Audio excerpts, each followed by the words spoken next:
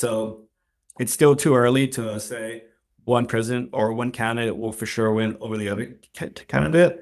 And I think something to keep in mind is that crypto and Bitcoin, they ultimately do not favor one side over the other, right? They are a macro asset and they are a technology. Good afternoon, good evening to all our lovely attendees and listeners.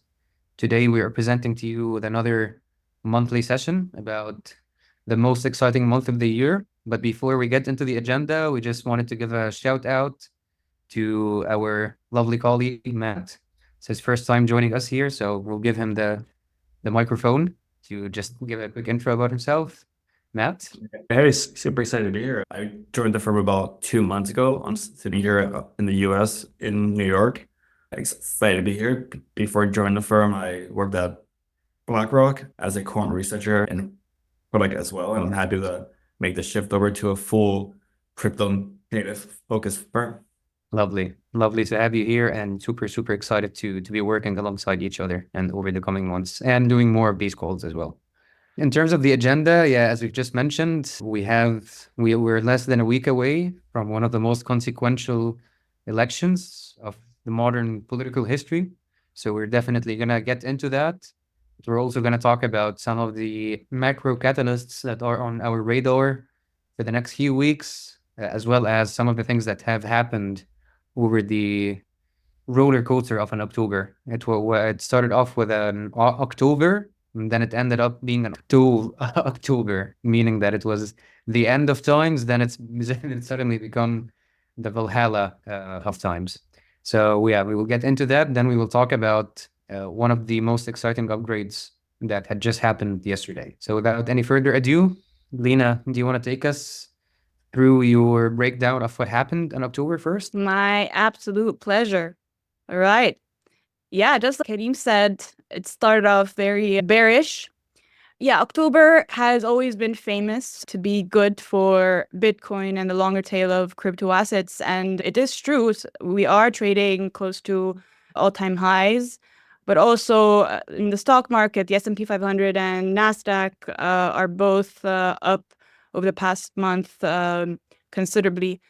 So it has been a good month. However, it did start on the wrong side of the bed. In the beginning of October, Iran launched 200 ballistic missiles targeted at Israel. That obviously led to a considerable immediate aftermath for Bitcoin. You can see in this chart here. And then the non-farm payroll data came in a lot stronger than expected at 250. So that resonated well with the market. And then another disappointing data indicator happened on October 10th with the CPI not meeting expectations and still indicating that inflation is still stagnant and still persistent. However, yeah, October was a mixture of headwinds and tailwinds.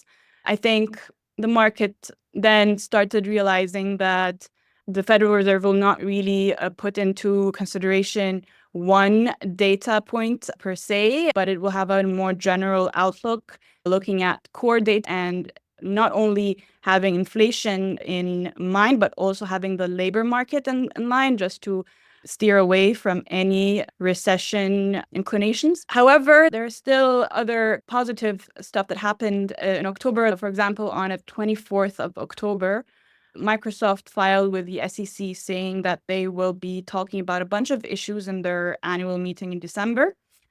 And one of these issues is a proposal called Bitcoin Diversification Assessment that is proposed by the National Center for Public Research. And this center is saying that is recommending Bitcoin as a reserve asset for Microsoft, saying that it's the best hedge against inflation. And while this is still in a very early stage, they're still going to talk about it in December. However, we can still afford to play around with the numbers. So Microsoft's total assets are, the last time I checked, were $516 billion. The National Center for Public Research recommended that at least 1% allocation of Bitcoin would resonate well with the balance sheets of Microsoft. So that's $5 billion. Well, this is still light years away, or we still don't know what's going to happen with the talks. This is still an indicator that there is institutional interest in this asset class, and it probably will intensify as Bitcoin steps into its all-time highs and when the charts indicate that we are entering a bull market. I think maybe just something else to add here. This doesn't necessarily just affect Bitcoin's price, but it gives a lot of credibility and legitimacy to the broader crypto market. We saw Stripe acquire Bridge, the stablecoin platform, for almost $1.1 billion. That was probably one of the biggest deals within the crypto industry. This is really cool to see because it shows that stablecoins are truly becoming a force to be reckoned with. And the established payment providers are willing to take a bet that this will become the future, and they do want to integrate solutions that streamline this complexity rather than having to build all of this infrastructure from the beginning. This was also on par with Visa. Visa announcing their own tokenization platform that allows private banks to launch their own stablecoins. This is really still at a very early stage, but once again, it shows that we're not just talking about the utilization of crypto just within the ecosystem, but we're starting to see more and more real world application and utilization happening now. So exciting things to be witnessing in real time. No, I think that's a very good point. It also kind of solidifies crypto as being a legitimate asset class in places like Silicon Valley and in the venture capital circle. So it also helps in that sense. Absolutely. And I think one last thing to add to macro, just outside of stablecoins, we're also, just like the US is starting to reduce its interest rates, we're also seeing the same thing happen in China. China is a huge, it injects a lot of liquidity into the global market. So we saw that last week, China cut their interest rates by 25 basis points. And it seems like their central bank is willing to inject more and more liquidity since they are dealing with their own recessionary environment over there, which of course, much like the US's decisions are affecting crypto in a positive way, same thing is happening with China here. Yeah. Yeah, absolutely. Thank you, guys. Oh. Yeah. What's happening in November, Leena? In November is, as Karim said, probably the most anticipated month of this year, with elections happening on the 5th of November. We're going to talk more about that with Matt next. However, there are so many other indicators coming out, especially the PCE at the end of the month. This is also the core PCE. So the core PCE usually resonated with Bitcoin, depending on the interpretations. Also, right after the elections, the FOMC will decide the rate cut. Currently, the CME FedWatch tool is pricing in almost 100% probability that it will be a 25 basis point cut.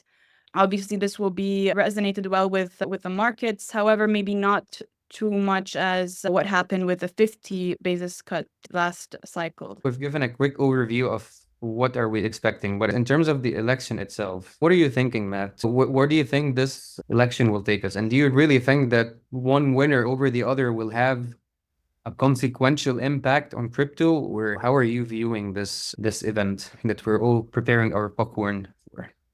Yeah, I think no matter who wins, it's going to be a good thing for crypto. We've seen some of the policy choices from both Kamala and Trump, and they're both going to be increasing government spending. And as we've seen, Bitcoin is heavily correlated to the global end, to it's not just good governments printing and spending more money in general. It should be a good thing for Bitcoin, no matter who wins. Looking at some of the data points that we have, right? On the left-hand side, we have the election odds between Trump and Harris on Polymarket and on Kalshi. On the right-hand side, it's Bitcoin's price. And within the last couple of weeks, we've seen Bitcoin kind of move in line with the chances of Trump winning. So as you see, Polymarket and Kalshi, they've converged in terms of odds. If you look at September, if you look back at August, they were more divergent. Now they've come a lot closer together, and we've seen Bitcoin has a strong correlation to both Trump's odds and Kamala's odds, favoring Trump's odds of winning. The correlation right now is like 0.89, which is a very strong correlation. But one thing to be noted is that these prediction markets can be manipulated. It's best not to take these as gospel. Like as an example, if a large whale was to move tens of millions of dollars into one of these prediction markets, favoring one side or the other, that may signal to some other investors like, hey, my chances of making money would increase if I invest on that side. So that might sway investors to invest into one side of the table over in the other side. So that's one thing we should always keep in mind with making our investment decisions, is that these prediction markets can be manipulated, and not only prediction markets, but like model and polls are not always 100% accurate. And we've seen that in the past. Yeah, I think we can. Next slide, Leena. Sorry, there's an alarm going off in here. It's all good. Yeah, you were saying that we've already seen the evidence of the polls just being completely off the mark. Correct. Yeah. When making your investment decision, yeah, poly market is a good data point to look at, but it's not the only one, right? There is the Nate Silver election model, which is actually showing the odds of Kamala winning higher than Trump winning, although it's still closer to 50-50. Nate Silver's model is slightly favoring Harris.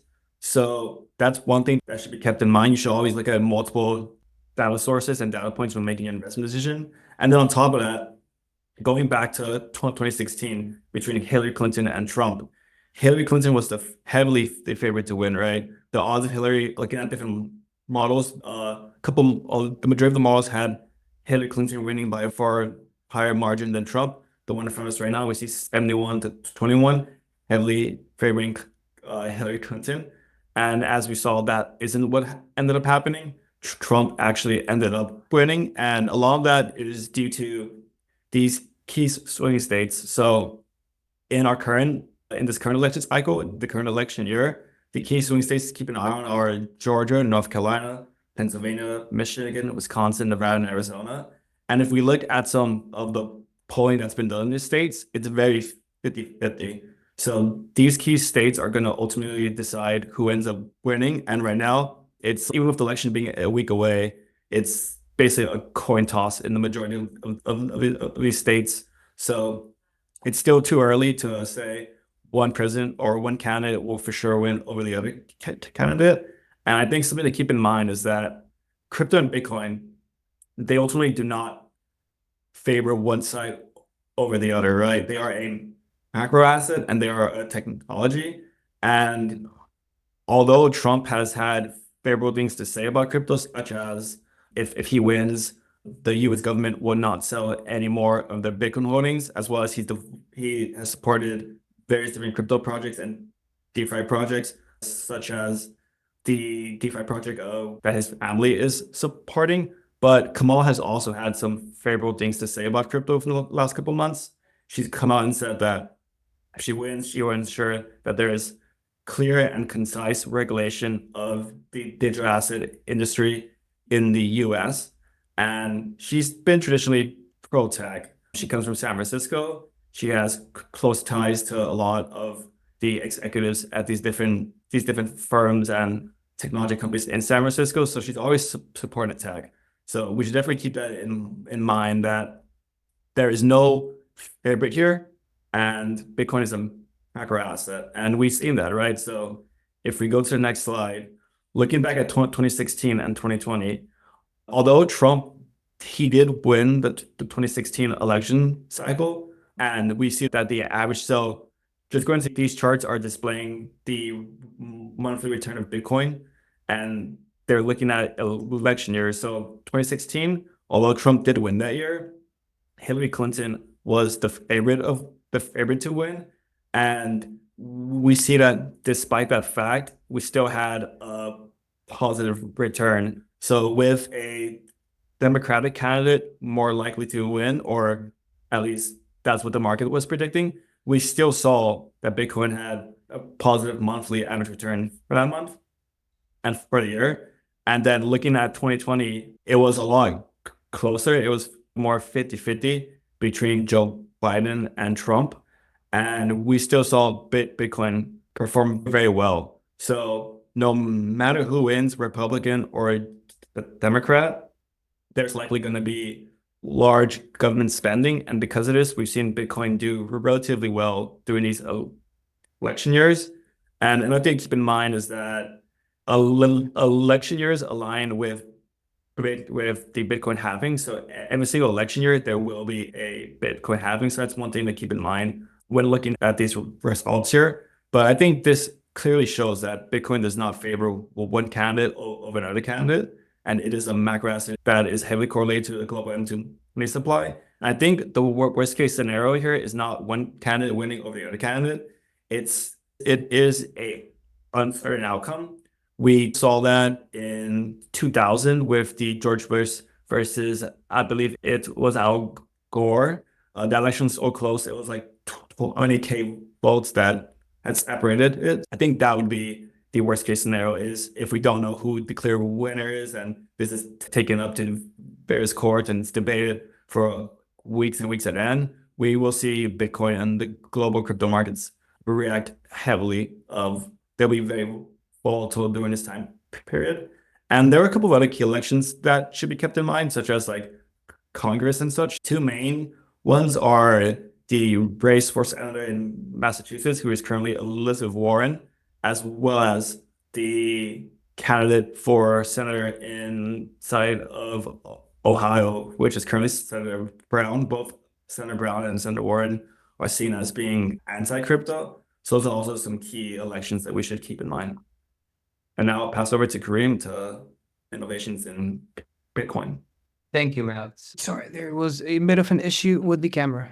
Yes, so as Matt was just saying, the outcome of the election will have almost an equal impact on crypto and Bitcoin, just considering how much of acceptance and growing institutional interest and just in recognizing the viability of the technology itself.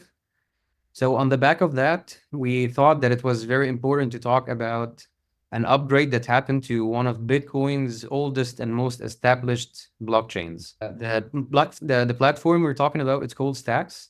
It's been around. I think it's pretty much amongst the three oldest scaling solutions for the Bitcoin blockchain. And even though their upgrade started around in April, I think it was closely the rolled out upgrade started after the halving. I don't know if they intentionally did this or not. I think the fact that the upgrade was meant to come to fully finalize a week before the election was quite brilliant. So let's get into it. So what is Stacks? Just before we talk about the impact of the upgrade itself, we thought it was important to take a step back and remind everyone, in case some people are not aware of what it is. Because Bitcoin is quite limited, we need additional layers of programmability in order to introduce smart contract functionality on top of Bitcoin. That's effectively what Stacks does.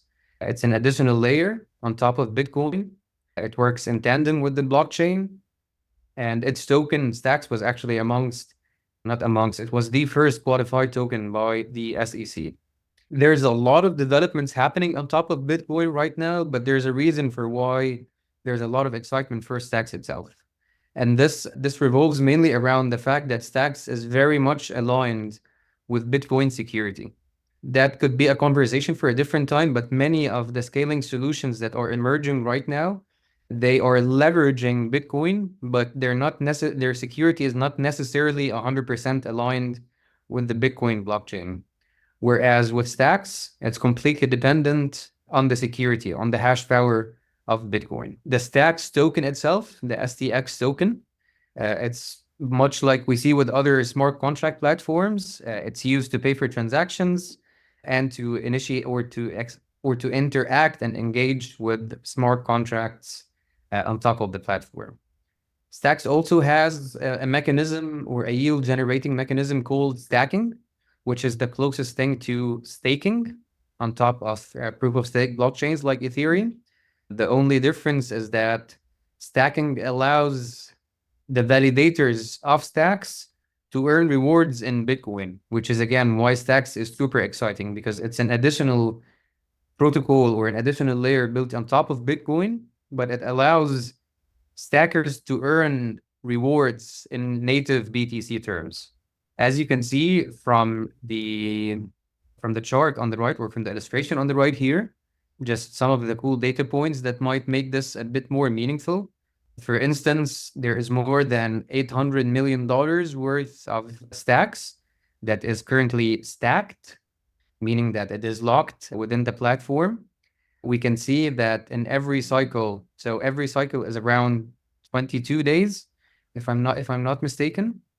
We can see that, for instance, in the last cycle, there were more than 44 BTC paid, and like during that last cycle. And we can also see like this usually translates to around $3.5 million, of course, depending on how much Bitcoin is worth at the time. So this is just a quick overview just to contextualize what the platform is all about. Then if we can go to the next slide, Leena, thank you. Again, because it is a smart contract platform, we're starting to see the blossoming and the diversification of an ecosystem built on top of it. Again, much like we see on top of Ethereum or Solana, we see that there's financial applications. We see that there is a bunch of AI applications, insurance, gaming, and whatnot.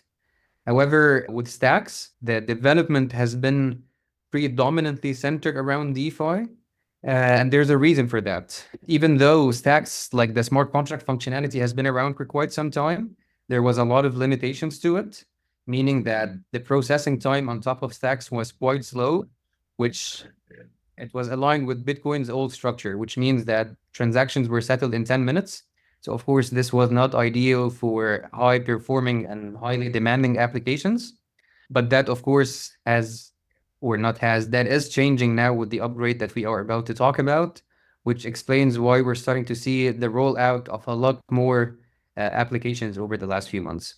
So even though from those two charts that you see in front of you, that there is DeFi applications, there is a bunch of service providers like wallets, like other tools to interact with the blockchain, the focus has been mainly centered around DeFi, as we will see in the next slide. So yeah, so what is going on within the ecosystem at the moment? If we look at the chart on the top right, we can see that we have somewhere close to about 20,000 active addresses on top of Stacks. This is very exciting to see because, as we've said, the main net of Stacks launched around late 2020. Of course, there weren't that many applications, but then the excitement really went through the sky roof with the beginning of the rollout of the upgrade in April of 2024. This explains the first surge here that you can see, with the primarily application being in the greenish blue, being a DEX, so just a platform to allow users to swap from one token to the other. However, as time passed, we've started to seeing more and more applications within DeFi emerge on the platform, specifically lending and borrowing, which is usually the second step in the evolution of a DeFi ecosystem. Because first you begin with just trading tokens, then you start lending and borrowing against these tokens.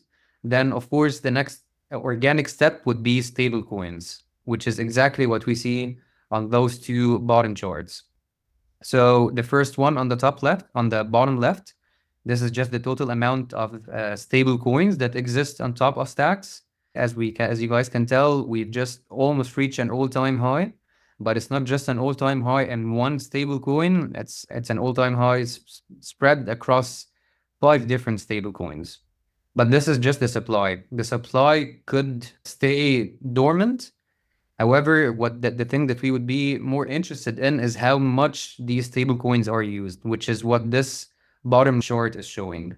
So if you can look at the line in the light blue, you can see that AE-USDC, which is a derivative of the USDC stablecoin that we are quite familiar with. It reached almost an all-time high over the last few weeks, which is showing that users are interacting with stablecoins more and more on the Stacks blockchain. And again, this is super important because stablecoins are the cornerstone of any DeFi ecosystem, because not all the users want to engage with the volatility of the traditional tokens, and sometimes they just want to earn some yield on their stable assets. So what we are seeing here is very good for the maturity of the DeFi ecosystem. So what we are seeing here is the TVL. So before we talk about the TVL, it's important to talk about the Nakamoto upgrade, which is the key important item of why we are talking about Stacks in the first place. So the upgrade is the upgrade, which just materialized 2 days ago, It allows for a lot of new features to the Stacks blockchain, but there are three important ones. The first one is that Stacks is now fully aligned with Bitcoin security. In the old paradigm, or in the old model, users or validators would have been able to fork the Stacks blockchain much easier than they are now. But again, because Stacks is now completely powered by Bitcoin's hash security, it means that for any sort of reorganization to happen, it's now as difficult as Bitcoin, which is technically impossible. So that's the first key important thing. The second important thing is the transaction or settlement time. So rather than the 10 minutes that Bitcoin is quite synonymous with, Stacks' new processing time has now been reduced from 10 minutes to 5 seconds. Again, this is super critical for DeFi applications, for any kind of an application really that requires a high amount of interaction with the user. And then finally, and most importantly, it sets the technical foundation for SBTC. So SBTC, you can think of it as a derivative of Bitcoin. Why would we have SBTC? Because Bitcoin, as of now, doesn't have the native interoperability to be used across, again, any kind of an DeFi ecosystem, or any kind of an ecosystem, really. So the best thing we can hope for is that we create a derivative that is completely collateralized and backed by BTC. As we will show in the next slide, there are tons of Bitcoin derivatives that have existed on the market for quite some time. There's almost more than 10 derivatives, or around 10 derivatives. However, what makes Stacks SBTC super crucial, it is the fact that it is the first truly decentralized derivative of BTC. This means that it doesn't rely on a custodian to maintain the asset that is being delivered from Bitcoin to Stacks. This is all now being done via smart contracts on top of Stacks. It also allows for any kind of a user to participate in maintaining the peg of SBTC. Again, this is unlike the model that we see with wrapped Bitcoin, WBTC, one of the oldest one that BitGo used to run and maintain. So again, this is super important in order to promote and advance the truly trustless Bitcoin economy. And then finally, and most importantly, it's the fact that it has true finality. This means that if there is a transaction that is being settled on top of Stacks DeFi ecosystem, it has 100% true finality, because as we've just explained, Stacks is now fully aligned with Bitcoin's hash power and Bitcoin's settlement, which gives users more trust guarantees that none of their transactions would be reversed or would be rejected for any kind of a reason. Now, why is this important? Bitcoin's market cap is close to 1 trillion. So there's almost $1 trillion worth of capital that is just sitting idle, that is not being used. However, if we look at the total amount of the BTC derivatives that exist on the market as of this moment, it adds up to around 300,000 BTC, which makes up around $21 billion worth of Bitcoin. So again, this shows the market potential for SBTC, the market potential of growth for SBTC in order to catch up with all of these players. And then again, if we want to compare the existing chains in terms of TVL, so when we say TVL, we're talking about total value locked, or in traditional financial terms, AUM. The largest chain by TVL right now is Ethereum. It has close to $90 billion worth of TVL. So if Stacks is able to unlock just 10% of Bitcoin's market cap, which would be around 100 billion, this would make Bitcoin the largest chain by TVL. So this is again very exciting to see, because it shows that there is that the room of growth for Bitcoin in order to really grow into the ecosystem and the network that it deserves is exciting, and it shows that the future is absolutely, it's too exciting. And again, we're not going to talk about what other innovations are happening on top of Bitcoin, because there is truly a lot that is going on. But just to give a sample of how much else is happening, Cardano, for instance, one of the oldest smart contract platforms, they are now not considering, they are now en route to becoming a Bitcoin L2, meaning that they will become a scaling platform linked to Bitcoin. This shows that the fact that smart contract functionality can be truly realized on top of Bitcoin is allowing a lot of the traditional players and a lot of the incompetents to start exploring the Bitcoin ecosystem further, because again, that's a lot of idle capital that can push DeFi and push any kind of an on-chain ecosystem to levels that we haven't seen here before. Matt, is there anything else you would like to add here, you or Leena, about the Bitcoin ecosystem or about stacks generally speaking? No, yeah, I think you mostly touched on everything. It's going to be exciting to see what happens. And to your point, if only 10% of the IoT veil on Bitcoin was to move, that it would make Bitcoin the #1 chain in terms of TVLs. If that AUM gets utilized in various DeFi platforms and protocols, that would just be huge for the whole big Bitcoin ecosystem. I can add a point to piggyback on your Cardano update. Also, Stacks is also in talks with so many chains, namely Solana. So SBTC is necessarily going to be tradable on Solana. But yeah, I think the future is really promising in terms of not having blockchains working in silos anymore. No, we're also having, I don't know if we can say this, shared liquidity or shared economies, basically. But yeah, for sure, Bitcoin is looking very promising. Can't wait to see what's going to happen next. And it echoes our thesis that the future is multi-chain. There's not going to be a single chain that is serving all of the different use cases. We don't know who the winner is yet, but because we don't know who the winner is yet, the more collaboration and interconnectivity and interoperability exists between all of those surviving chains so far, the better the situation will become until we have a clearer idea of who are the top 10 players that will remain relevant, the ones who will not be the BlackBerry of crypto. We're gonna keep it short today because we're just too excited and we don't want to overwhelm you guys.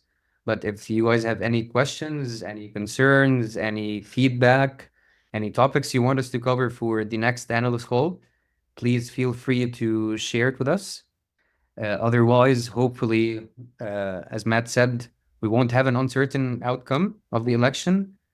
And hopefully November will be a very bullish month for crypto, and we'll be seeing an all-time high by the next time we are having a conversation with you guys.